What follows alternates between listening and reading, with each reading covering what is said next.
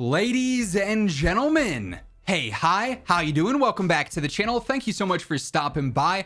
A few weeks back prior to the launch of Season 5, I was able to sit in on a dev call with a handful of developers from the various different studios working on Warzone and Modern Warfare right now. And in it, we learned about a handful of upcoming changes that we've discussed in a full video previously. Things like content updates coming throughout the remainder of Season 5 here, a little bit of previews for Season 6 and whatnot. We also got some additional weapon update details for the long term, which was honestly kind of surprising. We've again covered a few of these in some previous videos. Things like the fact that MW2 snipers will be getting updates here to make them actually one-shot capable and various updates like that. However, beyond just weapon specific updates there, they also informed us of a much larger global meta update coming at some point in the future, definitely closer to Season 6, that's going to attack a bunch of different weapons, potentially attachments as well, and really be one of the larger and one of the final meta updates that we'll see for Modern Warfare 3 and Warzone 3 prior to Black Ops 6. So there's a lot to sort of detail with this, and I wanted to build some expectations and some insight into what exactly we could end up seeing change with this universal meta update. So like I said, as far as the timeline goes, they just said as we head into Season 6, there's going to be less updates in general to the meta, less meta shifts, because obviously we're approaching the end of this content year and approaching Black Ops 6, but there would be a much larger update that sort of balances and brings up everything, sort of a rising tide raises all ships sort of scenario, but with weapons and various different attachments. This conversation was actually sparked by a question about specifically MW2 attachments. I believe it was JGod who asked it, saying, you know, we've got a lot of these MW2 weapons and MW2 attachments that just feel like extreme bloat. A lot of the attachments are just nowhere near as capable as MW3 attachments. Their cons are super harsh. The weapons themselves from MW2 still have some awkward feels. Their visual recoil is not nearly as good. Their overall handling and feel is definitely noticeably different from MW3 guns, which are largely much easier to use. So is there an end goal here? Will we see updates to those, or are those just going to be sort of afterthoughts? They're there because some players might want to mess around with them, or because players have them leveled or whatever. Is there anything that's actually going to happen? And to our surprise, they said, yeah, you know, initially when it comes to attachments, that's more so just a priority thing. There are so many attachments in the game now that it's tough to find the time to go through and balance all of them. Well, obviously the main focus is on the current game's guns, the new guns dropping, updating the current game's attachments. So it's just a matter of time and having to go through and fine tune all of that stuff. The priority for MW2 based attachments is not as high as it is for MW3, and objectively that makes sense. It's an MW3 year right now, and that being old content definitely is not the priority as compared to all the new content that's dropping or the most used attachments in the game right now. But it does leave the door open for some potential significant updates to come soon. So this sort of global update here is likely going to impact Modern Warfare 3 multiplayer a lot, since it obviously is Sledgehammer doing a lot of these adjustments there that end up being global updates for behavior and for feel going into Warzone as well. But then we'll also have some Warzone specific updates too. So it is going to affect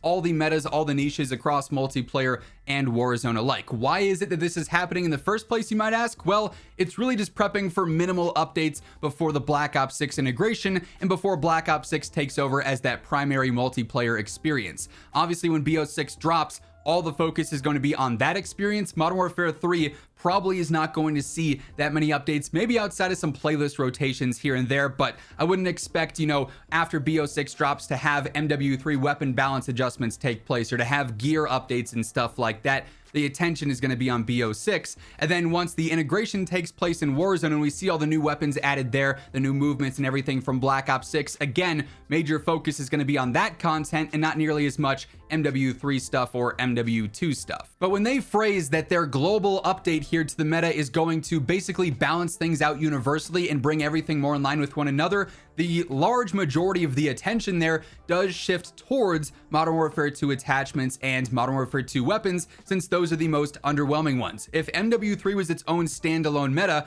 even in multiplayer and Warzone, if you look at each mode individually, there's a lot of very viable options. There's a lot of really competitive choices in each, more so in multiplayer than Warzone, just because of the health differences and TTK differences. But even in Warzone, it's a very healthy, for the most part, MW3 meta.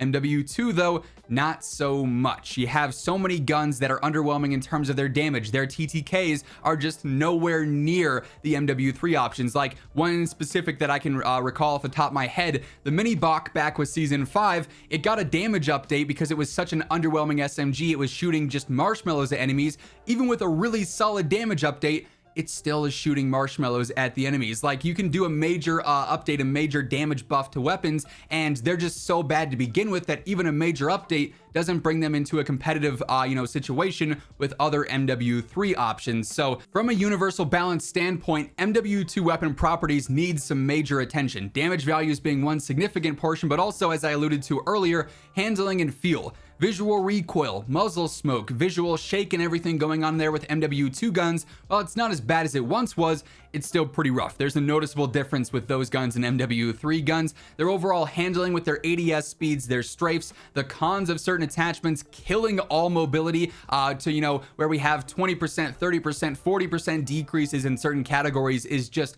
absurd and makes those weapons basically unusable or not worth your time whatsoever. Now, there are, of course, some MW3 options that are not as good as the others, and I'm sure that in this universal update we could potentially see changes there too, but it seems like from their response to this general question about what's left for the meta, it does seem like a global balance between both games and attachments is going to be the ultimate end goal here. So we do end up having a much larger variety for weapons we can use for the close range, the long range, sniper support, but then also actual builds, since currently there is just a lot of copy and paste between a handful of different attachments, considering there are some certain standouts that are just objectively better than the majority of the categories. When we look in the optic category and there's 100 optics, but 6 of them are the ones that are used, or the underbarrels where there's 50 of those, but 4 of them are actually competitive. Same deal with muzzles and whatnot. You get the situation where it's like, yeah, there is either a drastic need for a global balance so that it's not just a bunch of useless content, or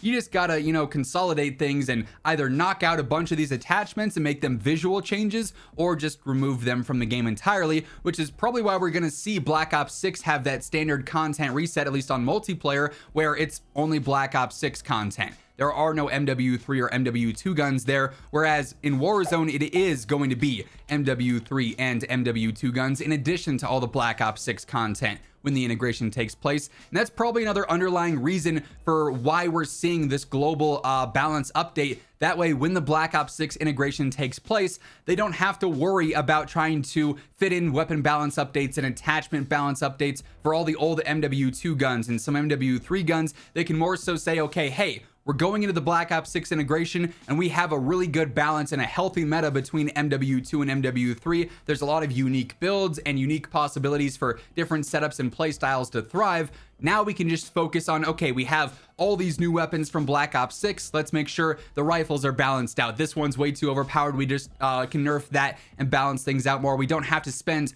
all this extra time focusing on 100 other weapons from 2 other different games. So this really is a prepping for the future update, but also a general update that's going to make things much more diverse and healthy from a meta standpoint as well. Kind of knocking out 2 birds with 1 stone in this case, I would say. So definitely very curious to get the exact specifics on this global meta update to come. Obviously, if anything else ends up being revealed, or once this does officially drop, you'll have all the latest info right here as it surfaces. So feel free to subscribe to stay up to date with that alongside everything else going on in COD. And if you enjoyed this video, a like rating on your way out would be seriously appreciated. But once again, thank you so much for tuning in, and until next time, take it easy, have an awesome rest of your day, and I'll catch you later. Peace out.